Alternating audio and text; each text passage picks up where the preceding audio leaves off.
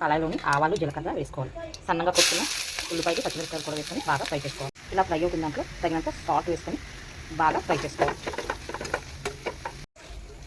ఇలా ఉల్లిపాయలు ఫ్రై అవుతుండగా టమాటాలు వేసుకోవాలి.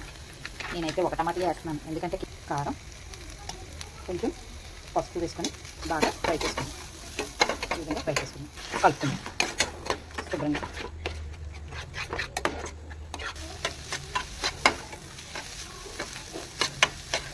ఇలా ఫ్రై చేసుకొని నేను ముందుగా కొంచెం చింతపండు నానబెట్టుకొని తీసుకున్నాను, అది మనం ఇందులో వేసుకోవాలి. కొంచెం పులుపు వేసుకోవాలి. ఈ విధంగా మరుగుతున్న దాంట్లో కొంచెం గరం మసాలా పొడి వేసుకోవాలి. నేను హోమ్ మేడ్ ఇంట్లో. చూసారా ఫ్రెండ్స్, బాగా ఉడికిపోయింది. ఇది వేడివేడి అన్నంలో తిన్నా చపాతీతో తిన్నా చాలా బాగుంటుంది. మీరు కూడా ఇంట్లో ట్రై చేయండి. ఇప్పుడు స్టవ్ ఆఫ్ చేసుకుందాం. చూసారా, మీరు కూడా ఇంట్లో ట్రై చేయండి. Okay friends, please subscribe. Bye.